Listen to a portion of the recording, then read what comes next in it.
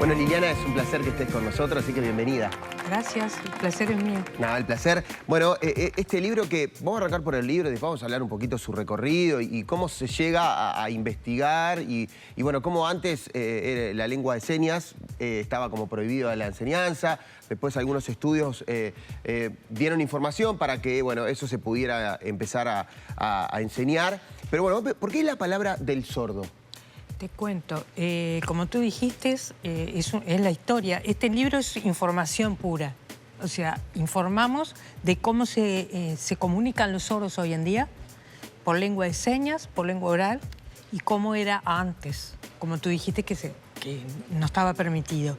Pero se me ocurrió la idea de que quienes debían decir o hablar sobre su propia lengua o sobre su comunicación eran los sordos. Entonces el libro es una compilación de entrevistas a personas sordas adultas. Y no solo eso, que tiene algo muy importante, que bueno, que cualquier plan educativo debería tener y debería ser como lo medular, que es tener la voz de los que aprenden y cómo aprenden. Y en este caso también hay información de eso, cómo ellos aprendieron, cómo ellos piensan que es lo mejor aprender. Claro, justamente como ellos son solos adultos, estuvieron educados sin la lengua de señas. Claro. Entonces ahí, digamos, queremos saber cómo era su dificultad, qué es lo que ellos piensan que está bien o está mal, ahora que son adultos, porque transcurrieron en lengua oral su educación. Pero después aprendieron la lengua de señas, se transmiten con lengua de señas, pero también con lengua oral. Y están los que opinan, tenés que comprar el libro para saber. Bien, me gusta, vayan a buscarlo. De una manera u otra. Claro. Están los que opinan, la lengua de señas es básica, están los que opinan, es necesario la lengua oral. O sea, eso ya te digo, leyendo el libro vas a saber qué es lo que ellos opinan y es una manera de ver el mundo diferente, porque antes, viste, veías un sordo y decías, es un sordo porque lo veías haciendo lengua de señas. Pero hoy en día tenés que pensar en su educación, en su comunicación. No, a ver, hay muchos estudios, también yo estudiando la lectura y la escritura en matemática, que la evolución del pensamiento es como directamente proporcional a la evolución del pensamiento. Y el pensamiento también hay que ayudarlo a que se desarrolle. Claro. Antes era como que, bueno, nos desarrollábamos por sí solos, pero Van Giel después habla de los estados del conocimiento, de cómo a partir de la injerencia externa se desarrolla. Claro. Por eso es tan importante que se sepa cómo ellos aprenden. Nosotros, ¿qué pasaba? Educábamos con la lengua oral, no permitíamos la lengua de señas. Hasta que llegaron los lingüistas, en la década del 90, que nos abrieron la cabeza que la lengua materna del sordo es la lengua de señas. Para nosotros no, para nosotros era el español, o sea, era la lengua oral. Bueno, a partir de ahí es que empezamos a hacer todo un cambio, una transformación educativa, me estoy copiando al gobierno. No. De la educación en la década del 90 fue una transformación porque nosotros no les permitíamos y no trabajábamos la lengua de señas. Los padres no sabían la lengua de señas, la dificultad del niño era enorme para poder educarse, comunicarse. O sea, hubo un cambio enorme a partir del 90 y ahí fue que se hizo el famoso bilingüismo. O sea, es la lengua oral y la lengua de señas. Vos estuviste trabajando, ¿no? Llevando a cabo este bilingüismo, si lo podemos decir de alguna manera.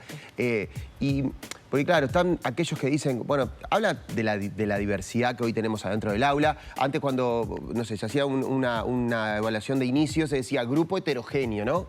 Que aparecía. Ahora ya se sabe que todos los grupos son heterogéneos y todos somos diferentes. Pero ¿cómo hacías vos para llevar los planes adelante, ¿no? Teniendo esa heterogeneidad en el aula. Claro, o sea, nosotros nos dedicábamos a que el niño sordo fuese igual que el oyente. O sea, él tenía que hablar, leer la lengua, leer los labios y aprender la lectoescritura. Y la currícula como cualquier niño de escuela. O sea, imagínate lo que eso significaba para el niño sordo y para sus padres. Porque los padres no sabían la lengua de señas, no sabían comunicarse y exigían al niño que se manifestara, que hablara como un niño oyente. Eran objetivos iguales para todos. Para todo. Era un niño más. O sea, para nosotros no había diferencia. Al revés, la diferencia justamente radicaba en tratar de que leyera los labios, que es muy difícil. O sea, todo depositado en él. Claro. No en lo que nosotros podíamos hacer para ayudarlo a él. Claro, sí, no, nosotros hacíamos pila para ayudarlo. Pero... Claro, pero no estaba como, bueno, no estaba arriba de la mesa de que de verdad había que hacer otra cosa y que había que enseñar otra cosa. No, al contrario. No solo no estaba arriba de la mesa, sino que no le permitíamos. Claro, por eso. O sea, ellos aprendieron la lengua de señas entre ellos. O sea, en la escuela no se enseñaba. Entonces, fue como una apertura, por eso digo yo, una transformación a partir de esa década donde se empezó a enseñar la lengua de señas a los padres para que se comunicaran con el niño. A ellos mismos que permitiera el desarrollo, porque el desarrollo cognitivo de ellos iba a ser en la lengua materna, y la lengua materna era la lengua de señas. Pero eso llevó muchísimo tiempo. Llevo tanto tiempo que te diría que hasta ahora. Fíjate vos de que ahora estamos hablando y no tenemos a alguien que traduzca lo que estamos diciendo. Exacto. Es muy difícil. Y viste que está, a nivel de televisión, están solamente los informativos. Y alguna cosa que puede ser un poco, que se consigue interesante. Pero además, bueno, a partir de ahí también se hicieron la enseñanza de la lengua de señas a oyentes, que son los intérpretes. Claro. ¿Cómo estamos hoy a nivel educativo con esta enseñanza para los niños sordos, la lengua de señas? Bien, o sea, te diré, falta mucho, porque la escuela de sordos ahora es bilingüe. Entonces trabajan en un horario lengua oral, porque tienen que aprender a hablar, tienen que aprender a leer los labios igual.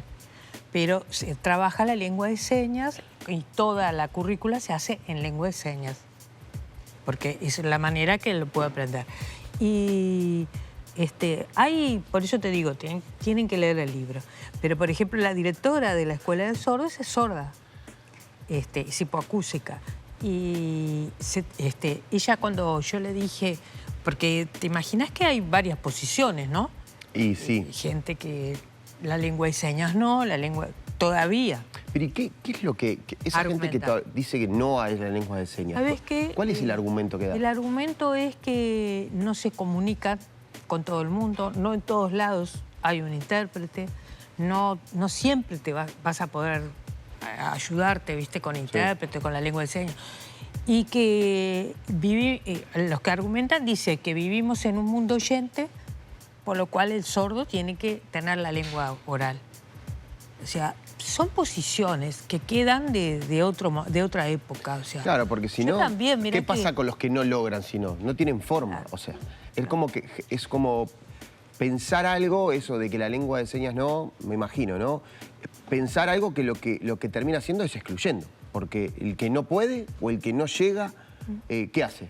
No tiene forma de comunicar. Sí, está limitado. Está limitado. Está muy limitado. Entonces, capaz que también hay que... Yo creo que la lengua de señas lo que viene a hacer es que también a los que estamos en el mundo oyente, ponernos también en la realidad de ellos y también dar un poquito de nosotros. Y capaz que, bueno, esto que decía, de que más programas tengan intérpretes al aire. En carnaval, yo traigo en carnaval, por suerte hay varios conjuntos que han tenido intérpretes, claro, que van a los tablados, que lo hacen en los escenarios, hay un montón de conjuntos. Y claro, es poner un poquito de cada uno. Claro, y que se vea más, que vos veas más gente haciendo lengua de señas. Pero es difícil porque lleva tiempo, lleva costos y capaz que deberíamos de centrarnos principalmente en la parte educativa, ¿no? Que en los liceos exista la lengua de señas, o sea, que en todos lados exista para que el chico sordo tenga menos dificultades. Volvemos al libro. Sí. No quiero que me spoilees, yo algunas cosas estuvimos repasando, pero sí. ¿Qué es lo que más te llamó la atención ahí al hacer estas entrevistas que me imagino que son muy ricas a los sordos? Y mira, te diría que me llamó la atención de que muchos sordos están de acuerdo con la lengua oral. Mirá.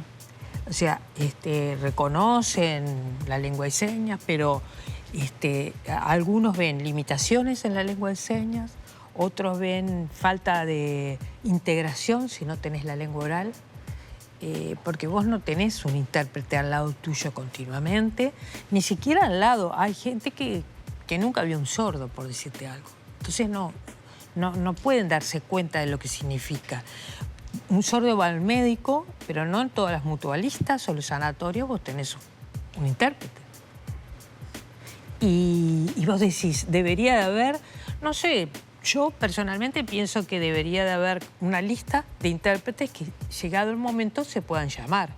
Así como vas a la mutualista y llaman a un cardiólogo, claro, a la emergencia. Y bueno, esto es lo mismo, una lista de intérpretes debería de haber. ¿Y qué pasa con el socializar, no? Porque me imagino que capaz que en un grupo donde hay oyentes y hay gente sordos, como que capaz que lo que hace es juntar a los sordos. ¿Y qué pasa con el resto, con esa integración de...? Es muy difícil, porque otra de las cosas que dicen muchos de ellos es que así vos te comunicás, oral o gestual. El tema es cuando somos muchos. Claro. Porque yo, sordo, tengo que mirar al que habla acá, al que habla allí, claro, y me canso. Me canso, o sea, ya sea de una manera u otra. Por eso, de repente en un grupo es lindo que haya un intérprete. Claro. Pero también, viste, es mucha dificultad. Pero ahí hay muchos que manifiestan eso, ¿no? De que se cansan mucho en una reunión, en un grupo. Bueno, Liliana, vamos a ir cerrando. Los invitamos a todos. Me imagino que ¿dónde están para la venta de los libros? Te cuento, en la librería Horizonte, que es de un sordo, Hugo Alonso, que es un entrevistado, que está en la calle Tristán Narvaja. Bien. Creo que 1587, no me acuerdo bien. Están para comprar ahí. Pero pará, ¿por qué no me dejaste agradecer? No, cómo no. Ahora te dejo que agradezcas a todos los porque tengo varias, porque ahora me acordé que tengo agradecimientos para hacer. Dale. Bueno, a la librería Horizonte, a colegas que me ayudaron en las entrevistas, Marta Peñalba y Elsa Álvarez Cortés. Tengo que hacer el agradecimiento a la dirección a la Secretaría de la Discapacidad de la Intendencia de Montevideo, que colaboraron en el libro, Martín Nieves, su director, y Olga Méndez, que es la secretaria, y todo el equipo. Y muchísimo también hay que agradecer a las intérpretes que hicieron posible. El libro tiene QR. Uy, qué bueno. Que eso está buenísimo. O sea que vos, el libro, los sordos, no necesitan leerlo, tienen el QR que está todo en lengua de señas. Así que agradezco a todas las intérpretes que llevó mucho trabajo y a la Intendencia que apoyó mucho el libro. ¿Sabes? Bueno, ahora sí está bien.